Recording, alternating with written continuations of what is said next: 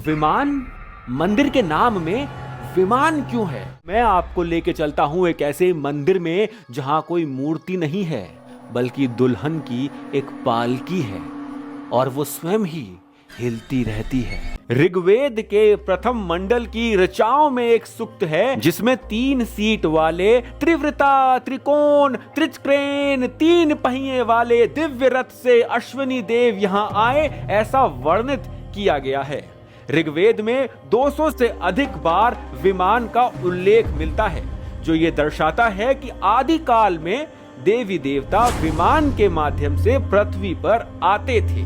तो कुमारिल भट्ट जी कोई साधारण संत या दार्शनिक नहीं थे।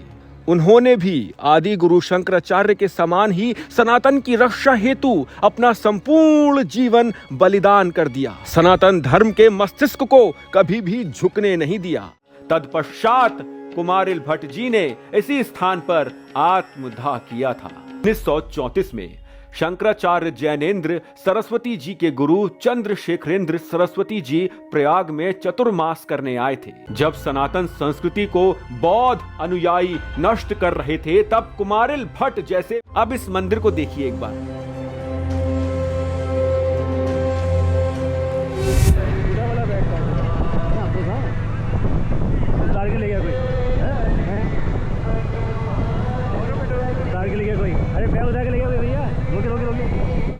ये माता जी बहुत देर से परेशान घूम रही हैं, बैग भी बहुत भारी है इनका। ऐसे में क्या करना चाहिए? वीडियो बनानी छोड़ के इनकी सहायता करनी चाहिए। चलिए। तुलनात्मक रूप से महाकुंभ की व्यवस्था अति उत्तम थी, परंतु एक कमी थी। अब देखिए, अच्छे बुरे लोग तो हर स्थान पर होते हैं, तो उनको तो छोड़ दीजिए।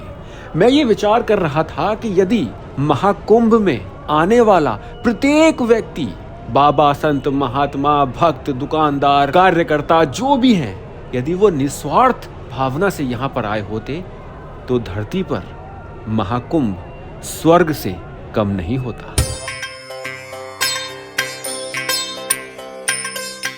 ये मंदिर है या एक विमान? इतिहास तो ये दर्शाता है कि इस मंदिर में भी है प्राण। According to the ancient Vedic texts of India, the gods descended from the sky in flying vehicles. They refer to those vehicles as vimanas.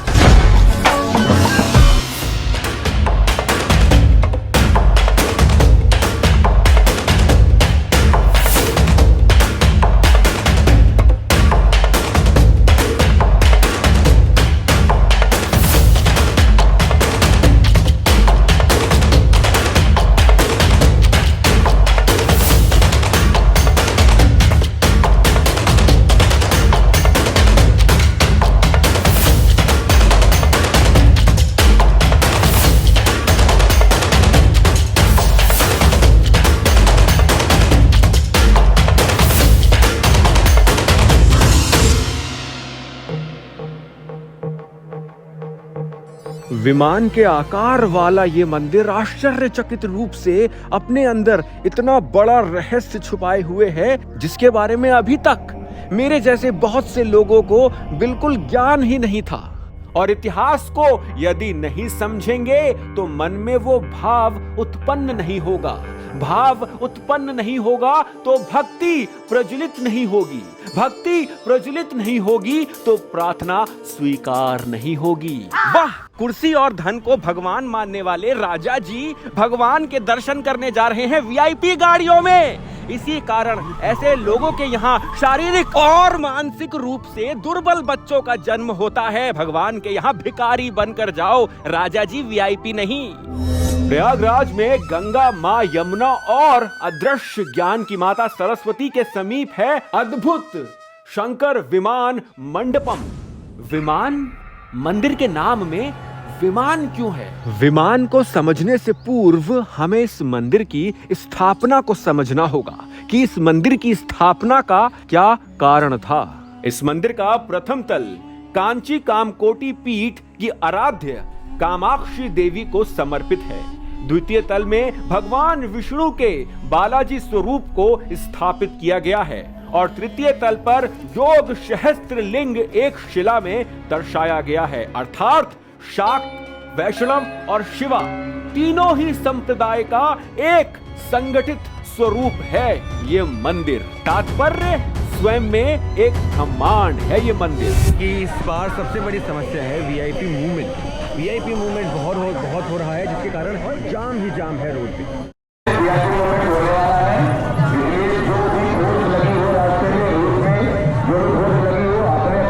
इन नेताओं के लिए कोई अलग से व्यवस्था होनी चाहिए, ये वहाँ से आए और वहीं से दर्शन करें और चले जाएं। परंतु ये भीड़ को इतना ज़्यादा उत्साह देते हैं कि भीड़ परेशान हो जाती है। ज़बरदस्ती बीच में घुसते हैं कि देख लो हम वीआईपी हैं, हमने जल्दी से दर्शन कर लिए, हम भाग गए। परंतु भगवान को ये पसंद नहीं है, जहाँ तक मुझे लगता है। तो ये वीआईपी मूवमेंट बंद होना चाहिए, इनको टीवी पर ही दर्शन करा देने चाहिए, वो ही वीआईपी दर्शन अच्छे रहेंगे इनके लिए। ये यहाँ ना आए, क्योंकि यहाँ और भीड़ भाड़ इससे प्रभावित होती है। 3-4 देशों की जनसंख्या इस समय प्रयागराज में है। मंदिर की स्थापना का कारण समझिए। 7वीं से 8वीं शताब्दी में सनातन धर्म के एक सच्चे सिपाही और दार्शनिक थे कुमारिल भट्ट जी। जब सनातन संस्कृति को बौद्ध अनुयायी नष्ट कर रहे थे, तब कुमारिल भट्ट जैसे महान संतों ने सनातन संस्कृति का प्रचार किया और कई शास्त्रार्थ में बौद्ध अनुयायियों को पराजित भी किया। बौद्ध पंथ को समझने के लिए स्वयं कुमारिल भट्ट जी ने बौद्ध गुरु से शिक्षा अर्जित की और ये समझा कि बौद्ध पंथ भी महान है, परंतु सनातन की उत्कृष्ट संस्कृति को नष्ट नहीं किया जाना चाहिए, क्योंकि सनातन ही सर्वप्राचीन एकमात्र धर्म है। अब दोस्तों, कुमारिल भट्ट जी कोई साधारण संत या दार्शनिक नहीं थे। उन्होंने भी आदि गुरु शंकराचार्य के समान ही सनातन की रक्षा हेतु अपना संपूर्ण जीवन बलिदान कर दिया। सनातन धर्म के मस्तिष्क को कभी भी झुकने नहीं दिया। परंतु दुर्भाग्यवश हम कुमारिल भट्ट जी के बारे में कुछ नहीं जानते। अपना संपूर्ण जीवन सनातन संस्कृति की रक्षा करने हेतु प्रदान करने के पश्चात कुमारिल भट्ट जी ने गुरु भक्ति में एक भूल के कारण संगम के समीप इसी स्थान पर आत्मदाह किया था। 7वीं से 8वीं शताब्दी में इसी स्थान पर 2 वृक्षों के बीच एक छोटे से आश्रम में आदि गुरु शंकराचार्य जी भी कुमारिल भट्ट जी से भेंट करने आए थे और कुमारिल भट्ट जी को समझाने का भी प्रयास किया था कि वो आत्मदाह ना करें, परंतु कुमारिल भट्ट जी नहीं माने और कहा धर्म सर्वोपरि। 1934 में शंकराचार्य जैनेन्द्र सरस्वती जी के गुरु चंद्रशेखरेंद्र सरस्वती जी प्रयाग में चतुर्मास करने आए थे। तो उन्होंने धर्म शास्त्रों के अध्ययन और स्वयं के तपोबल से ये प्रमाणित किया कि इसी स्थान पर आदि गुरु शंकराचार्य एवं कुमारिल भट्ट जी के बीच संवाद हुआ था। तत्पश्चात कुमारिल भट्ट जी ने इसी स्थान पर आत्मदाह किया था। ये ज्ञात होने पर चंद्रशेखरेंद्र सरस्वती जी ने इसी स्थान पर मंदिर के निर्माण की इच्छा व्यक्त की थी, परंतु उस समय उनकी ये इच्छा पूर्ण नहीं हो पाई।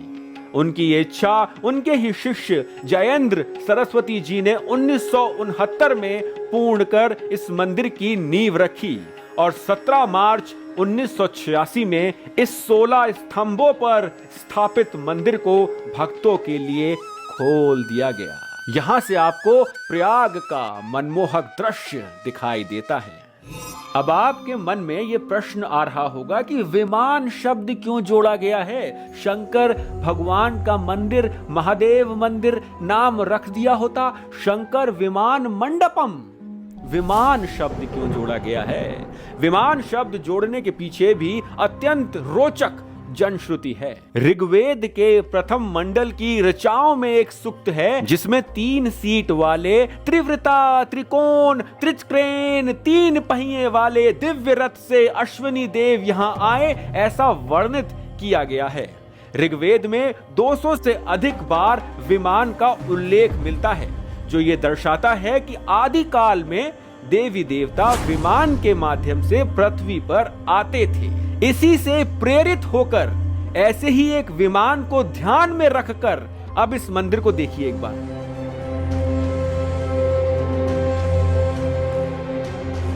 तो आपको स्वयं ज्ञात हो जाएगा कि इस मंदिर में के मध्य में विमान शब्द का उपयोग क्यों किया गया है। क्योंकि हमारे पूर्वजों ने, ऋषियों ने, महर्षियों ने, संतों ने, महात्माओं ने अपने तपोबल से ये ज्ञात कर लिया था कि देवी देवता ऐसे ही आकार के विमान में ब्रह्मांड से धरती पर आते थे और संभवतः इसी कारण इस मंदिर का निर्माण उस विमान को, उनके विमानों को ध्यान में रखकर किया गया था, जिससे कि उत्सुकतावश ही सही प्राय हम लोगों को अपने इतिहास के बारे में जानने में कुछ तो रुचि उत्पन्न हो।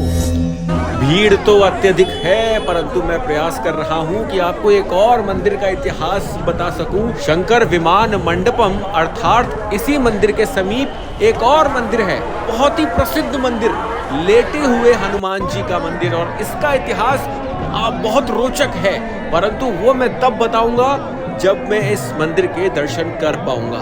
तो प्रयास कर रहा हूं कि इस मंदिर के दर्शन कर पाऊं। आइए चलते हैं, लाइन बहुत लंबी है और चलते हैं। चलिए दोस्तों, लोग यहाँ से वापस जा रहे हैं, वीआईपी आया है कोई और वो दर्शन कर रहा है, तो समस्या है बहुत, क्योंकि वीआईपीओ की तो सारी मनोकामना पूर्ण हो चुकी है।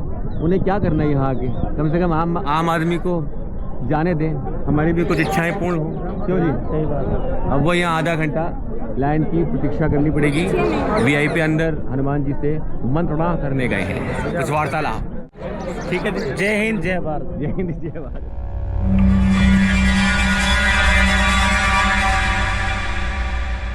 अब मैं आपको लेके चलता हूं एक ऐसे मंदिर में जहां कोई मूर्ति नहीं है, बल्कि दुल्हन की एक पालकी है और वो स्वयं ही हिलती रहती है। और जानते हैं उसका इतिहास, इससे पहले कि वो इतिहास अलोप हो जाए। एक स्थानीय किंवदंती एक रहस्यमयी बारात की कहानी बताती है, जो इसी स्थान पर एक घने वन से गुजर रही थी। रात्रि का समय था। घने वन में डाकू वास करते थे। जब उन्होंने बारात को देखा तो उस बारात पर हमला कर दिया। उस समय प्राय विवाह उपरांत बारातों को निशाना बनाए जाना आम बात थी। सर्वप्रथम डाकुओं ने दुल्हन की डोली को घेर लिया, जिससे कि दुल्हन कहीं भाग ना पाए। उसके पश्चात डाकुओं ने अधिकतर बारातियों को मारकर बहुमूल्य सामान लूट लिया। फिर डाकुओं का सरदार डोली की तरफ बढ़ता है और जैसे ही वो पालकी का पर्दा हटाता है तो अचंभित हो जाता है। आश्चर्यचकित रूप से दुल्हन डोली से गायब हो चुकी, परंतु डोली को तो डाकुओं ने चारों तरफ से घेरा हुआ था। कहाँ गई दुल्हन? इस वृतांत की सूचना जंगल में आग के भांति दूर दूर के गांव तक पहुंचती है। डाकू भी समर्पण कर देते हैं और क्षेत्र को छोड़कर भाग जाते हैं। दुल्हन को ढूंढने के अनेकों प्रयास किए जाते हैं, परंतु दुल्हन कहीं नहीं मिलती। और अंततः ये वृतांत इस विश्वास में परिवर्तित हो जाता है कि दुल्हन कोई साधारण स्त्री नहीं थी, अपितु एक दिव्य आत्मा थी, जिसने अलोप अर्थात गायब होने का विकल्प चुना। जिस स्थान से दुल्हन गायब हुई थी उसी स्थान पर एक मंदिर का निर्माण कराया गया, जिसे अलोपी देवी अर्थात लुप्त होने वाली देवी मंदिर के रूप में जाना जाता है। परंतु ये तो एक किंवदंती है जो जनश्रुतियों पर आधारित है। ऐतिहासिक रूप से ये वो स्थान है जहां सती माता के सती होने के पश्चात जब महादेव माता सती के देह को उठाकर ब्रह्मांड की ओर अग्रसर थे और तब विष्णु जी ने मां धरती के नियमों को सुरक्षित रखने हेतु सुदर्शन चक्र से माता सती के देह को छिन्न भिन्न कर दिया था। मान्यता है कि सती माता की उंगलियां इस स्थान पर गिरी थी और जब माता की देह के अंग अलोप हो रहे थे तब माता अलोपी की देह का अंतिम अंग इसी स्थान से अलोप हुआ था, जिस कारण इसे अलोपी देवी मंदिर के नाम से जाना जाने लगा। मंदिर में महादेव और माता सती के उस वृतांत के साथ साथ माता रानी की 10 विद्याओं को भी दर्शाया गया है। भिन्न भिन्न विद्याएं हैं माता की, जो यहाँ पर चित्रण के द्वारा यहाँ पर उनको दर्शाया गया है। तो ये वो 2 मंदिर हैं जहां आपको अवश्य आना चाहिए। एक और मंदिर है लेटे हुए हनुमान जी का मंदिर, नाग वासुकी मंदिर। मैं पहले ही आपको रील में दिखा चुका हूं। लेटे हुए हनुमान जी के मंदिर में वर्ष में एक बार माँ गंगा स्वयं हनुमान जी को नहलाने आती हैं।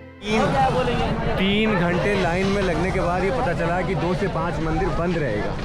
तो फिलहाल मुझे कहीं जाना है, तो दोबारा से आने का प्रयास करूँगा। अब दोस्तों, बनाने को तो मैं महाकुंभ की बहुत सारी वीडियोस बना सकता था, परंतु मेरा उद्देश्य मात्र वीडियो बनाना नहीं, आपको वो दिखाना है, वो दर्शाना है जो हमारे इतिहास और मंदिरों के साथ जुड़ा हुआ है। एक ऐसा इतिहास जो अब खो चुका है, जिसके बारे में कोई कुछ नहीं बताता। महाकुंभ की मेरी ये यात्रा यहीं पर समाप्त होती है।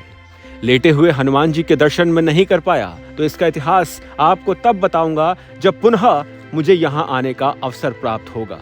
अब मैं जा रहा हूँ महाकुंभ से दूर एक ऐसे स्थान पर जहाँ हमें कुछ नया सीखने को और जानने को मिलेगा। यदि आपको वीडियो अच्छा लगा हो तो लाइक, कमेंट, शेयर करके अवश्य जाइएगा, और यदि बहुत अच्छा लगा हो तो आप इस यात्रा में मेरी वित्तीय सहायता भी कर सकते हैं। जय हो त्रिवेणी संगम की।